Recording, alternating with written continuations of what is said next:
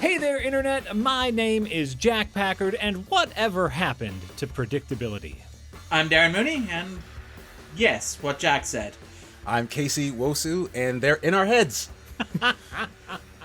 This week on A Marvelous Escape, we will talk about episode 5, even though I know this is episode 4, of WandaVision, titled A Very Special Message. I think it's a very special episode. Very special episode. Yes, obviously a play on many a dramatic life lesson episode of the sitcom. We got a lot to talk about, so let's get right into it. Where do we even start? Let's start with the fact that they did a full-on Full House intro. It was a bit Family Ties, a bit Full House. As someone who was born in the early 80s, I assumed that Full House was a 90s show. Technically, just squeaked in there. What did you say, Darren? 87? 87, same year I was born. So I feel I'm off the hook for not knowing this. Same, Darren. Same. And that's fair. No, that should be on me. I watched a hell ton of Full House growing up. I guess I just assumed 90s. And of course, for anyone who is unaware, Elizabeth Olsen is sister to the Olsen twins, famously from Full House. So a fun little jab at her sisters, I'm sure. And twins, and they're obviously literal twins. Yeah, they're obviously literal twins in the episode as well. Yes. In case you don't get, that's what we're doing this week, which I admire. Commitment to the bit.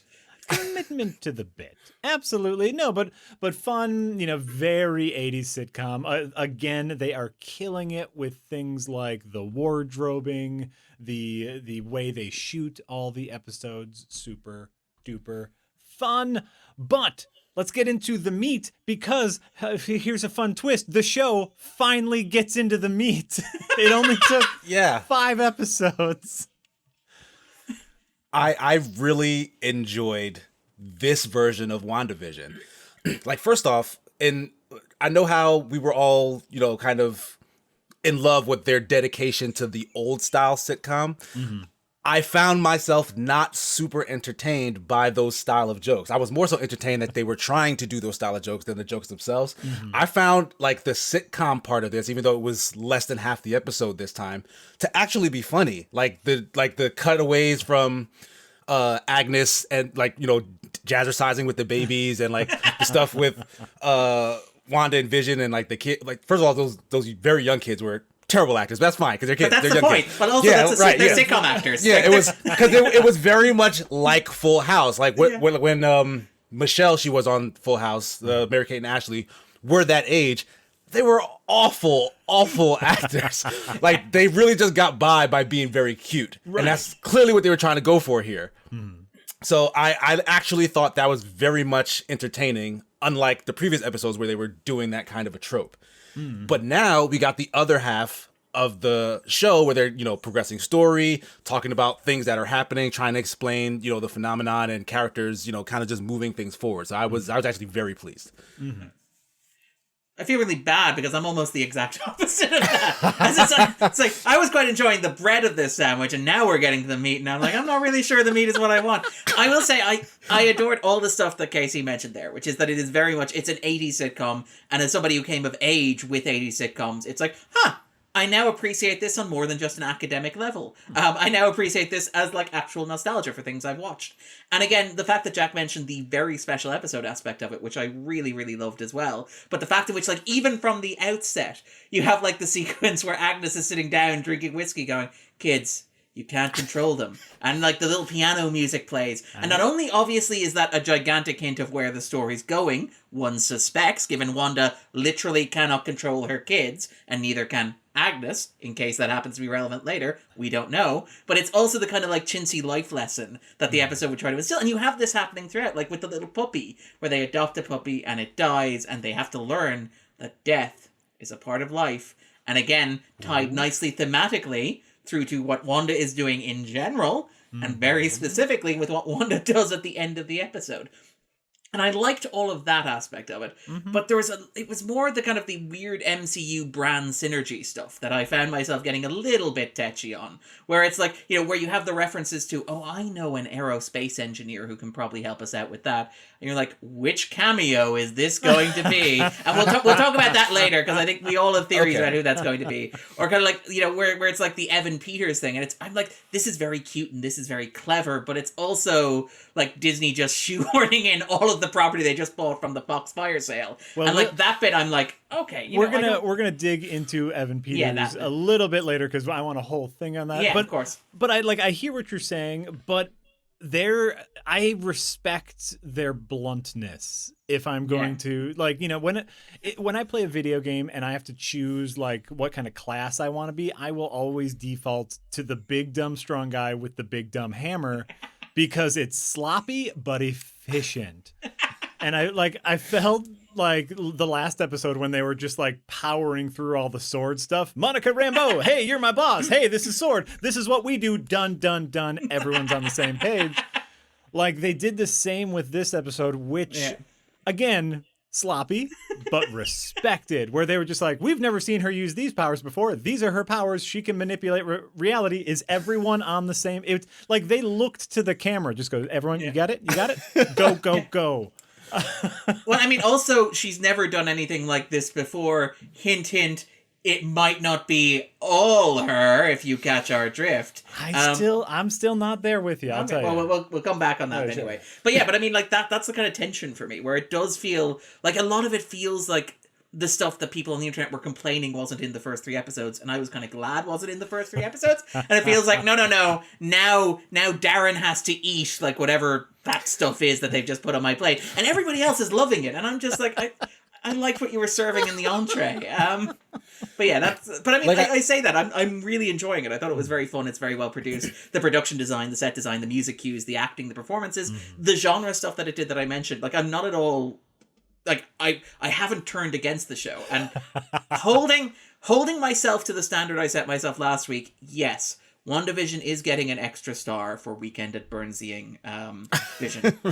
Yeah, because again, just like we said last week, they spent, and the thing is they did it immediately, which is I guess why it feels so much better to me, because the pacing was so slow in the beginning for me.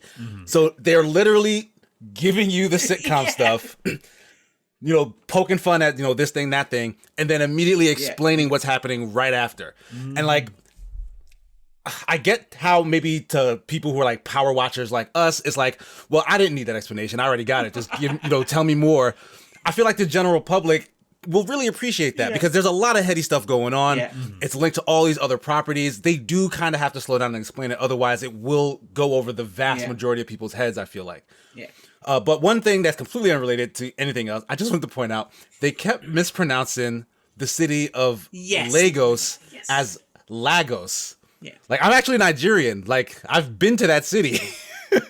Like, it's Lagos, Nigeria, not Lagos. I was actually really embarrassed about that, because I lived in Ghana for 4 years, and I was worried that I had been mispronouncing our neighbor to the North's capital city for like 4 years and the rest of my life afterwards. So thank you for that, KC. Right, and again, this was another callback. They showed a commercial this time. Yeah. It was about Lagos paper towels for when you make a mistake that you didn't mean to. Yeah. Like, that was so on the nose. Like, I get why you're worried at this point now, Darren, because that was so on the nose. I was like, okay, if some of these commercials earlier were a little too vague to get you to understand the connection between Wanda's psyche, this one tells you literally, I feel like I made a mistake in Lagos, please forgive me. Like, that's all that was. But I mean, like, they literally have, like, the sequence before that, they have the characters explaining why, like, Wanda's associated with Lagos. So it's like, in case you don't so they remind you that thing happened. Then they show you the commercial that says, well, it's on the nose. But I did love it. Like, I loved, like, and the fact the liquid was, like, orangey red as well, in case you don't get that there's blood on her hands. Yeah, and again, big dumb hammer. I love it. Hey, remember that questionable thing that Wanda did before? it's affecting her like powers, and I think like that is a really neat explanation. Like the whole idea of the special episode is teaching the children about death, the death of the puppy, right? Which is clearly what Wanda's unconscious psyche is trying to process with, Weekend at Vision there. And so it's like, to me, that kind of theming, while blunt and dumb, is permeating, and it's helping us get the vibe of the entire show. Yeah, I think that's fair, and it's also in keeping with like the sitcom-esque aspect of the show, where those sitcom shows were not subtle. Like, they were not subtle or nuanced. Like, people didn't write like extreme treatises deconstructing what the Cosby Show was saying about America, because the Cosby Show was saying what it was saying about America. Exactly, and we get some really fun. Almost poking at itself. One of my favorite sequences is when the sword director was asking if Wanda had a made-up nickname, and everyone says, nope, definitely not. Nope. Scarlet Witch, never heard of her. Don't know who you're talking about. We're calling it a hex. Why? Because it's hexagonal shaped. And it's like, Chef Kiss, it's a hex, huh? Yeah. That was just for you, it has two comic meanings. nerds. Yeah, two meanings. That's good. I like that. They also, hammer down on that same run-of-the-mill trope of, opposing forces within the military response. Like, sure. We want to talk to what's going on. We want to talk about what's going on. The other guy's like, shoot it, burn it with fire. Like, and how that basically blows up in your face, like, immediately. Like, I've always found that trope to be annoying, but in this sense, it was annoying, but it felt like it was playing into like the others, like not the 80s sitcom, but like the 80s action movie, or just like E.T. the Extraterrestrial, or like just stuff from the 80s in general. I actually did have a slight problem with that, because again, it felt very much, it's the big dumb hammer, where like you have your three heroic leads outside the bubble. You have Monica, you have Darcy, and you have Jimmy.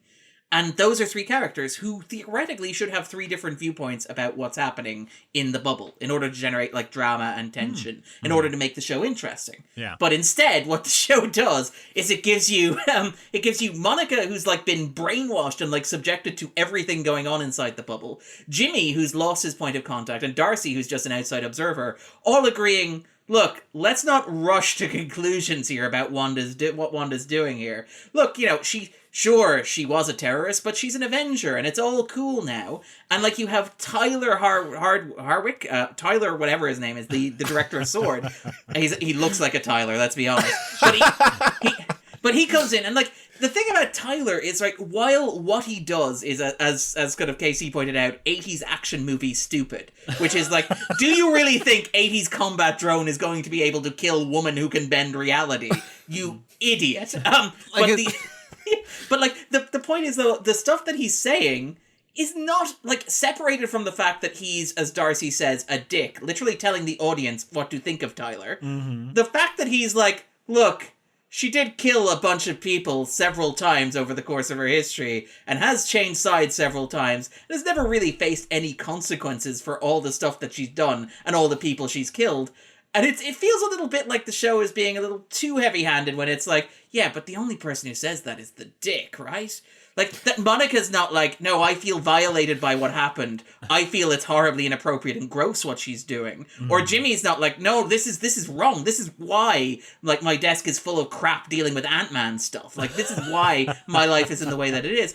All three characters align with, no, what Wanda's doing is, look, she's messed up, she's struggling with grief, but we understand that, and let's not assume she's a villain. And that feels very much like kind of hand-holding for the audience, and also that, like, let's let Wanda off the hook. Because, like, compare what Wanda's doing to Vision here. And, like, Tyler explicitly says, and again, he's a dick, so the episode just kind of lets it pass. But Tyler says, no, she's violating Vision's living will here. Yeah. Like, there's no consent for what she's doing. And look at how the internet reacted, quite rightly, to be fair, and to some extent, to what, like, Wonder Woman 1984 did with Handsome Man from Lifetime Channel, versus compared to what the show seems to be suggesting, what's going on with Vision, which is, maybe it's a little bit icky, but really she's not a full-fledged villain. It's not actually evil. Well, it's the opposite side of that, where it's like, yes, she is disrespecting his corpse, but it's not like she killed him like Wonder Woman did to Handsome Man. You know, spoiler alert: Wonder Woman murdered someone and put her boyfriend in his body. That's just a spoiler for Wonder Woman. It's tricky. Like, to me, that's like the whole big mush of superheroes in general, right? And so, like, that's getting into a lot of that wibbly wobbly. I think. Yeah, that's fair. I think it's mostly covered in that Monica, Agent Wu, and Darcy are the only three there who actually have experience personally dealing with super beings. Yeah. And so it kind of makes sense that they will be more sympathetic than, say, a government stooge. I do agree. Again, it's dumb. It is dumb and blunt. I am Army Man. Army Man shoot. Army Man leave now. Army Man did bad.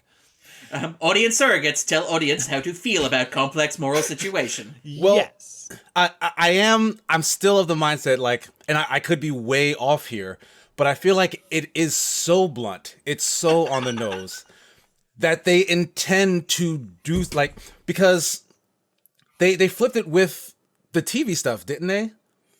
Like they were telling you, they were having you think that, you know, somebody else was, you know, subjected Wanda and Vision to this, and the mystery was that Wanda was the bad guy, right? Mm-hmm. So now that they're flat out telling you that Wanda's the bad guy, they have the TV watching audience surrogates, you know, our trio of heroes, all on the same page. Like, they want Wanda to be innocent, but everyone else and all the facts are telling you Wanda's not innocent. So I feel like at some point it may be a flip where, like, those three have to come to terms with the fact that your hero is now a bad guy. And that's something that they maybe gets transposed to us, the audience who's watching it outside. Mm. I like that, but I also think that it's interesting that you have Vision, like, during the sequence where the credits are rolling. That's a fantastic. I love the sequence. I love that. Love the sequence where Wanda tries to use the language of sitcom to shut down a discussion she doesn't have. It's like, oh my god, a guest is showing up at the door. Whoa, what a coincidence. We can't continue this. But, like, the sequence where he says, look, I can accept that this just kind of happened and you just went with it, which is very much kind of telling the audience, okay, maybe that's what happened. Maybe that's forgivable. Or the sequence where she sits down on the couch and she's like, you think that I did all this? You think that I just showed up and this kind of happened? And there's a suggestion before it's cut off, and we'll get to what it's cut off by later on, where it's almost as if, like, Wanda maybe found the place like this, or Wanda woke up and this was happening, or Wanda didn't consciously choose for this to happen. And all that feels like it's kind of laying groundwork for... I know that's you've been pushing that for a while. Oh, sorry. I would have believed you until this episode that they're going to give Wanda a get out of jail free card. Yeah. I think they're going full heel turn here. Okay, Wanda, you know, and my evidence, if you will. Exhibit A is Wanda voluntarily leaving the bubble and being in her red superhero outfit. She came out there. She said, this is my world. This is my home. Fuck all y'all. Bye.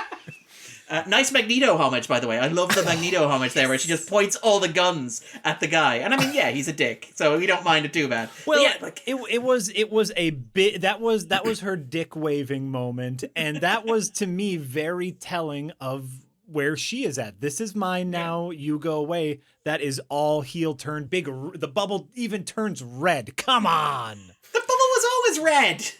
No, it was more like translucent. It was like TV pixelated-less. Then she turns it red, full heel turn, all villain, and exhibit B, if you will. Obviously, I have no exhibits in front of me, but exhibit B is Darcy, our neighbor. While she does seem to be more aware. Agnes, is it? Sorry, Agnes. Oh, I'm sorry.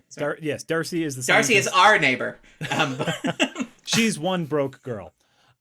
Agnes does seem to be more aware of the, we'll call it, mental fuckery around her.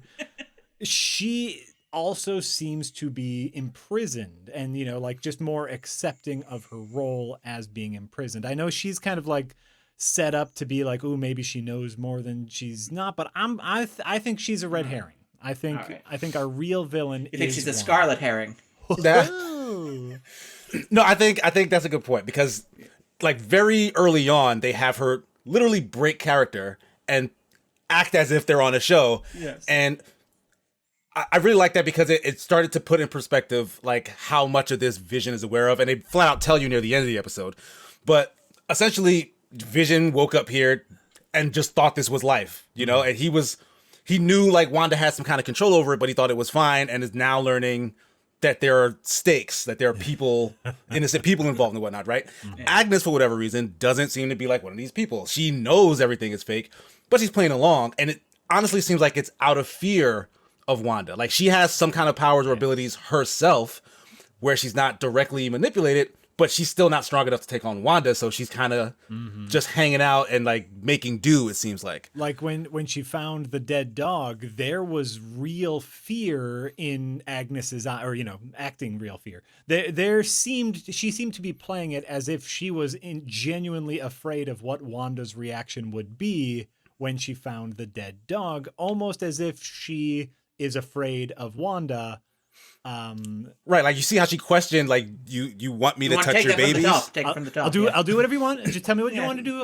She's like, you want me to touch your babies? Like, you're fine with that? Because the last person who was trying to touch her babies got thrown like a whole city mile. So exactly. So like that, I feel like, and I know, you know, other properties, I'm looking at Game of Thrones, might have spoiled the strong female heel turn in the past, but I still think that's the direction they're going. Yeah, I agree. Was it Vision or Darren? I'm sorry, not Vision. I called Jack Vision. Is it Jack or Darren that said that Vision was going to be the key to unraveling Wanda? Because I more than ever before, I think you're absolutely right. I think we both had our takes on it. I want to say, like, Darren said that Vision's going to fight Wanda, and I think I called that Vision is going to like suicide himself in order to stop Wanda. I think I was more imagining kind of like a talking to along the lines of you. I think my exact reference was Shutter Island in terms of you have to let me go, Wanda, that sort of thing. As opposed to I think you're absolutely right, because it seems like pretty much no one is as powerful as Scarlet Witch here, right? No one can even hope to stand a chance against her. We don't know that alias. I'm sorry, yeah, you're right. There's no Scarlet Witch. This is Wanda Maximoff we're talking about. To be fair, if your surname is Maximov, do you need like a superhero alias? I feel like Mrs. Maximov is just like cool enough. Basically a superhero name. Yeah, or Miss Maximov. Apologies. Sorry, Casey, go ahead. But they did get married. Sorry. No, but essentially, it's gonna be Vision kind of working from the inside, like to kind of break this thing up and tear it all down.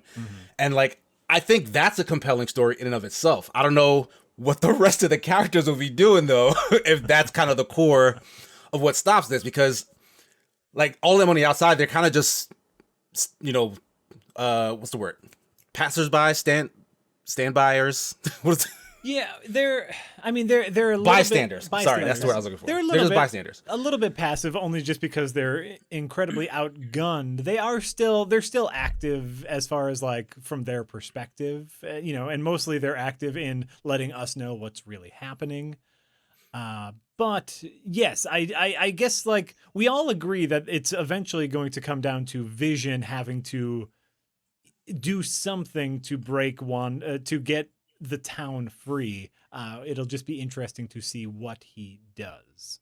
Crazy idea here, completely speculating off the, you know, teaser at the end that we're going to have to talk about anyway. But here's my crazy pitch.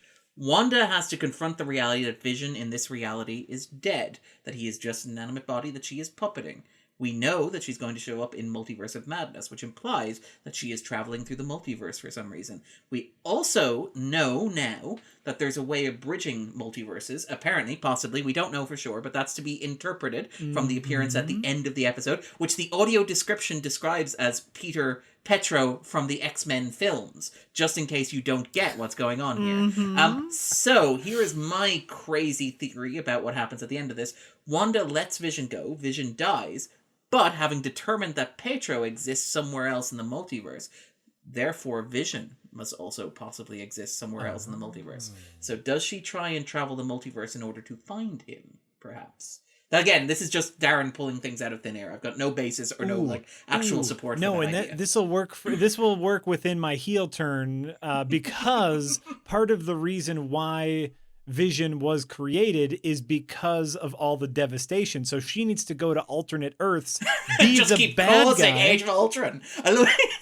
Oh wow, that's actually a really good one. I like that. Yeah. The idea that like she keeps repeating She the keeps mistakes. being the bad guy so that someone will eventually create Vision to stop her.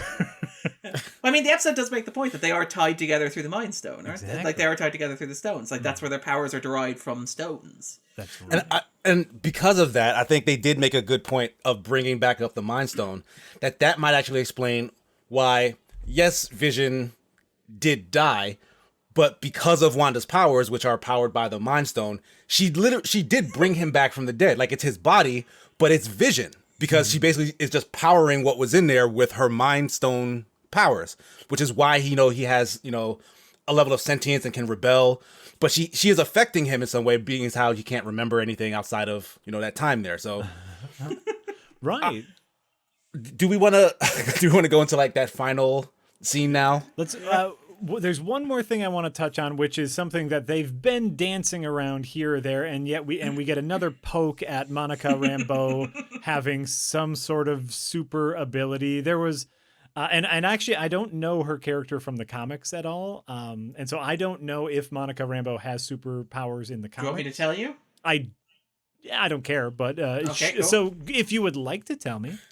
She's a superhero Photon. She was also Captain Marvel for a while. Photon. briefly. I've heard of the name Photon. She was on the Avengers. She did on several squads of the Avengers. Sure. I think she was quite popular in the late 70s, early 80s. Okay. And I think she may also popped up like every other character in Kurt Busiek's Avengers run as well. Because every Avenger popped up in that sooner or later. But yeah, so she does have superpowers. Oh, okay. So yeah, like, when she gets out of the hospital, there's that like suspiciously powerful knocking down of that other guy. Very recently in this X-ray, nothing seemed to show up. Whoa. Right.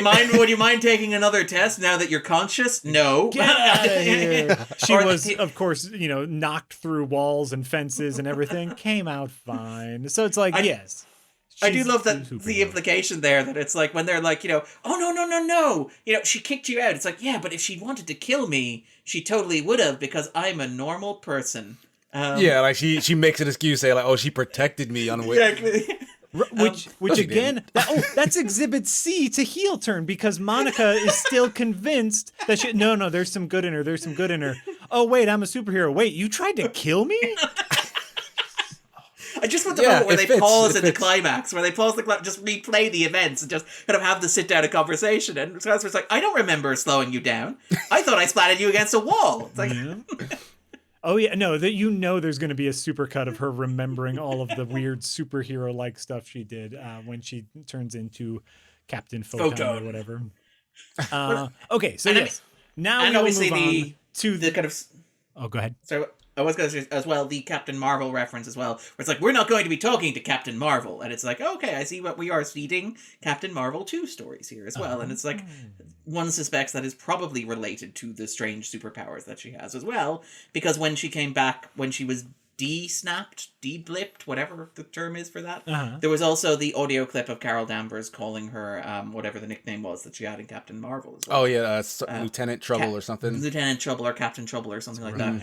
And yes, the speculation that the internet has gone wild with, because everything is connected and everything is an Easter egg, that the aerospace engineer she is going to call is going to be Reed Richards, because we are getting a Fantastic Four movie, because why not?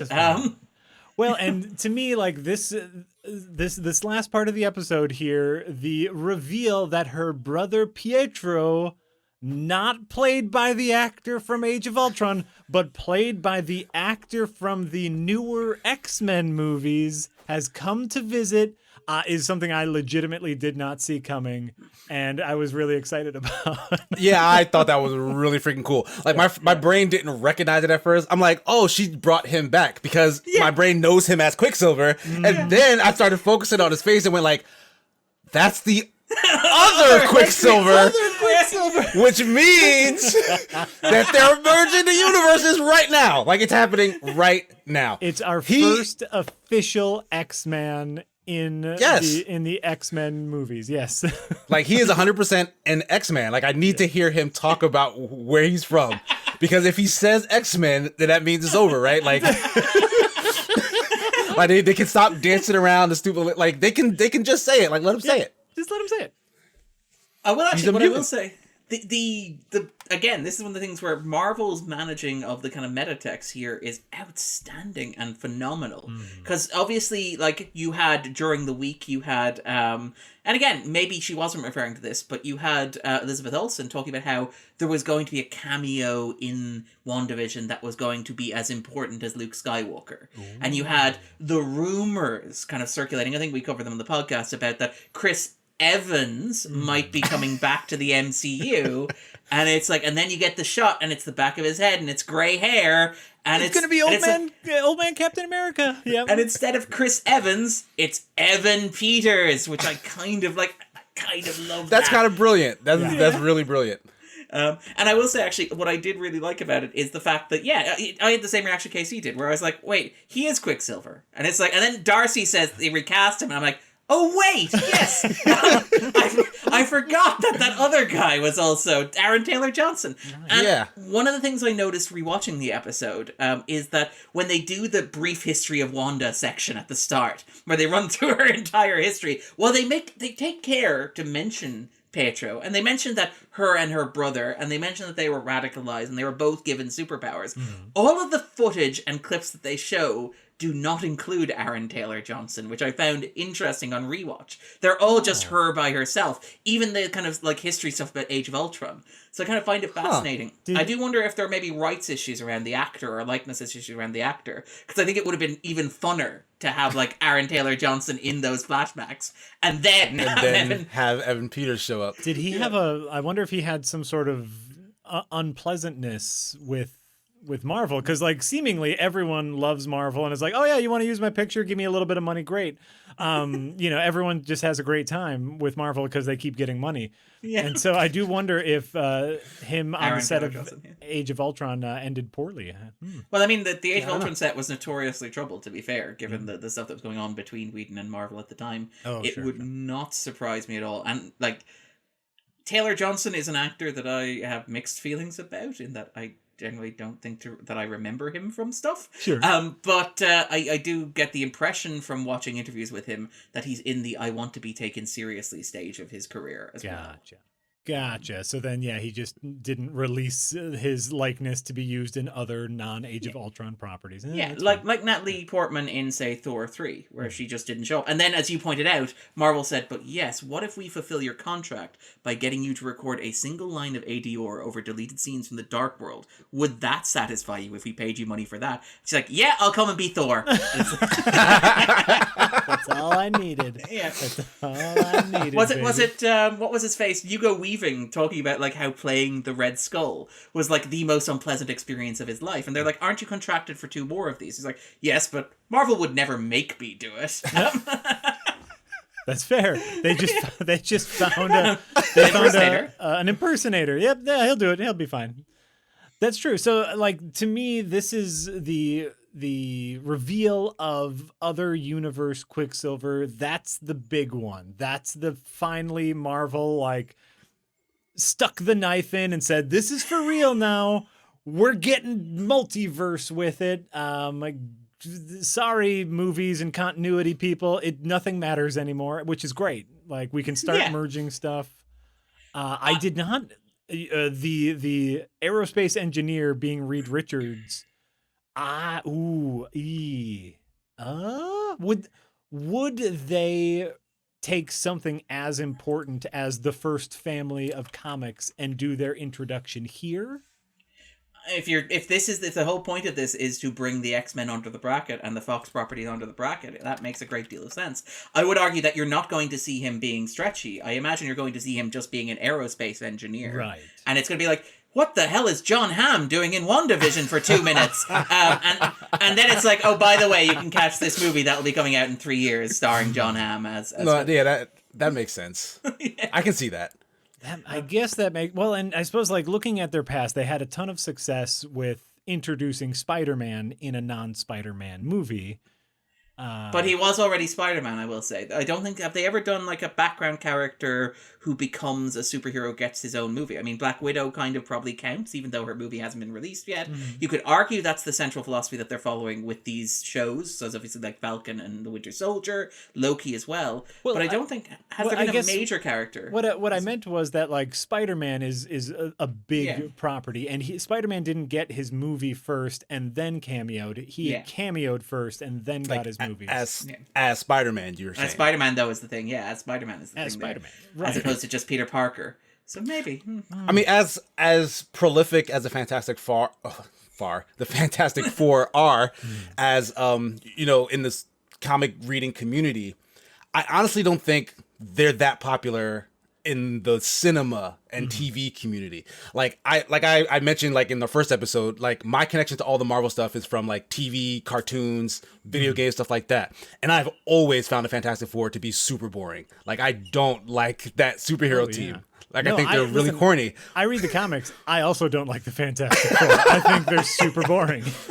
But I have like, big comic book reading friends who absolutely love them. Like they can't wait for them to be, like I don't know what it is, but they love them and they can't wait for them to be done justice, Yeah, I don't get it. So at this stage, I don't think it's outside of the realm of possibility that you'll get like a soft introduction of a non-powered Reed Richards, and he's, a background guy, and then you'll be like, oh, I recognize him when they get their own Fantastic Four movie for like the casual viewer, and like it would better lead them in if WandaVision is a popular thing that America is paying attention to.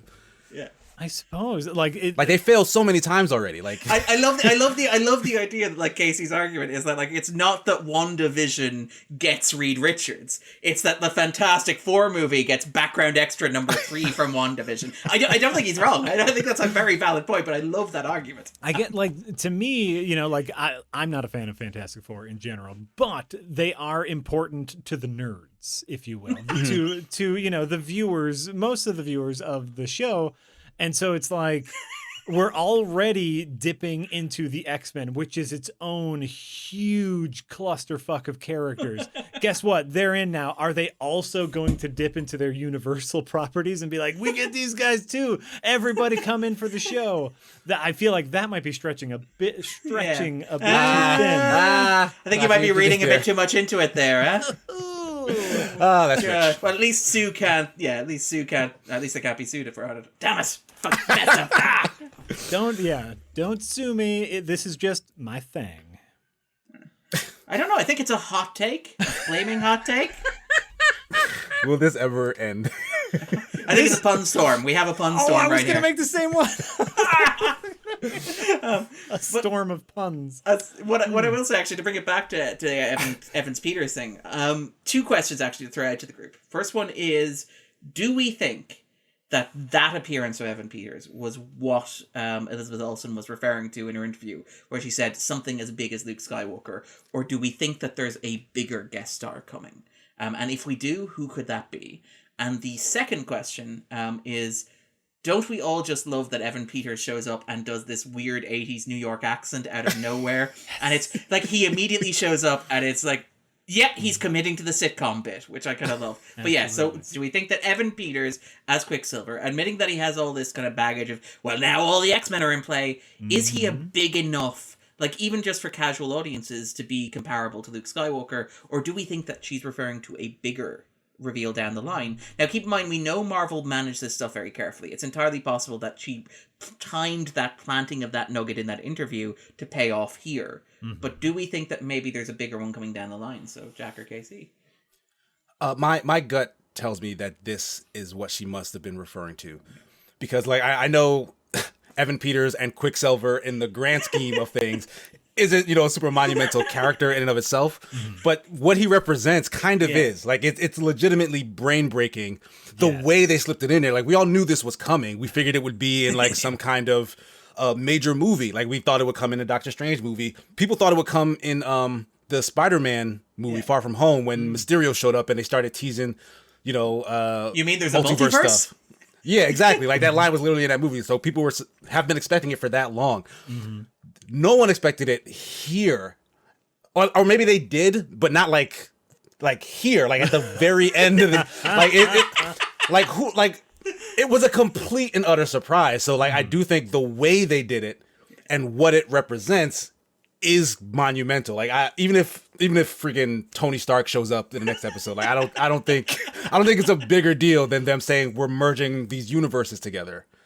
I'm gonna slightly agree with Casey here. The fact that an X-Men is now officially in the Marvel Cinematic Universe, to all of us nerds who have been paying attention to the behind the scenes stuff, is a huge deal.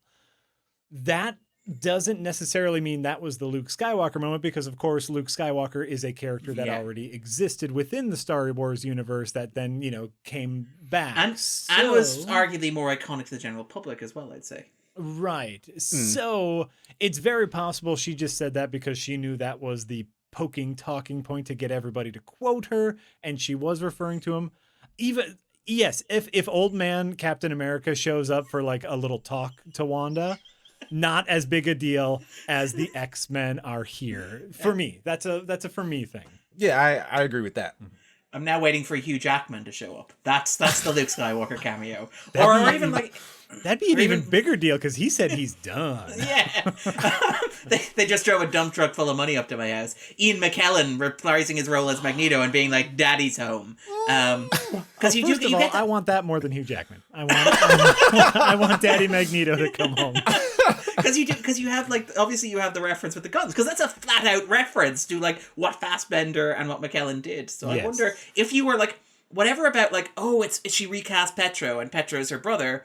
What if like the bigger thing was, and she's a mutant now, or and mutants have always existed, or and it's a reverse, no more mutants. It's like all mutants all the time sort of situation. Yeah. And it's like, by the way, her dad is now Magneto, who you recognize because arguably outside of Stewart and Jackman, he's the biggest star from the X-Men movies. That's fair. That's absolutely fair. Or Michael Fassbender with a grey wig just to screw everybody up. I'll take either. Fassbender's a fantastic actor. I'd prefer Ian McKellen just because I think I liked his Magneto better. We got to wrap up because we are just about at time. Let's do predictions for next week. I was incredibly wrong. I thought Halloween was going to be 80s themed. Yeah, me too. Next week is 90s. So my reference for 90s sitcoms is probably Malcolm in the Middle. Oh, Malcolm in the Middle is just about a 90s sitcom. This is 1999. Is it 99? It's either 99 or 2000. Oh no, it's 2000. It's exactly 2000 on the dot. No, it was earlier. It was the only Malcolm in the Middle. Fun fact: I don't get to bring this out at parties much. Malcolm in the Middle was the only TV show to survive Doug Herzog's disastrous reign at 20th Century Fox. So it was 1999, 2000. 99, 2000. Well, here with Full House, they kind of got that the just at the end of the 80s. But I suppose like another 90s. Well, and I guess maybe I don't know what 90s is, but what even were the 90s? What even were the 90s? I guess like Roseanne would be another huge one. Yes, that might be. You're absolutely right. By the way, 2000 is when it initially aired. That was going to be my big bet. Nerds might argue that, like, technically the 21st century began, like, January 1st, 2001, so technically you're still right, Jack. I mean, it does seem like the most popular, or the ones that I cared the most about in terms of 90s sitcoms, focused on kids. And now that their kids can kind of grow to whatever age that they want, like, what if we got a Boy Meets World type thing, but it's condensed in a single episode? Because that show literally followed Corey as, like, a little elementary school kid to, like, a college kid and like an adult and whatnot. So maybe we'll fast track through their lives and it'll be all about those kids. I think my big issue with 90s sitcoms is that when I think of 90s sitcoms, I think of the deconstructionist non-family sitcoms. I think of Seinfeld. I think of Friends. I think of Spaced. I think of all these things that are not about families. And when I think about family sitcoms in the 90s, I think about like the Simpsons, which began in the 80s, and Married with Children, which also began in the 80s, which are again deconstructing this notion of the family. So, I'm gonna take the idiot ball this week. I'm gonna say next week's going to be the Halloween episode because I don't think that we have the same rich pool of 90s family sitcom tropes to draw from. So I think that, when you get to the 2000s, you have Malcolm in the Middle. And I think when you get to the 2010s, you have Modern Family. But I think that in the 90s, you have like a dearth of material. You'll probably dig up something like Roseanne, as Jack mentioned, but something that's not as iconic or embedded. So you're going to need a concept to tie that to, and I'm going to say Halloween episode. Casey can guess it next week. Actually, Darren, you might have just kind of figured it out while you were self-punting it, which is even Roseanne, which was arguably like the biggest sitcom when it came out, was a deconstructionist sitcom. It took the idea of like the happy family and said, no, we all hate each other, but there's love there or whatever. Well, working class. It was one of the first big working class sitcoms, deconstructing the middle class genre. Sorry. So here's what you've put together without realizing you've put together, which is like Wanda. Well, like Wanda, next week is deconstructing the sitcom.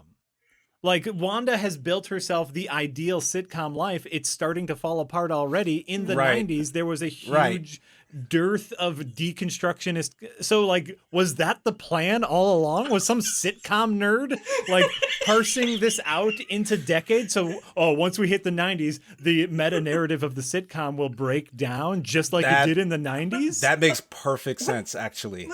This was the very special episode, which is something I associate with 80s sitcoms. Yes. Like, Jack pointed out, like, 80s sitcoms, event television, event episodes. Every episode is a very important episode. And didn't you also say that there's... Matter of fact, Jack, you predicted that there would be a big cameo in the 80s episode because that was also a thing. Yeah. Oh my God. And that's what happened at the end. I was a little bit right. Yeah. So that actually makes perfect sense that next week it will be a Roseanne or a Married with Children because her family's literally falling apart because Vision doesn't trust her. The universe is essentially falling apart because Pietro just jumped over from a different reality.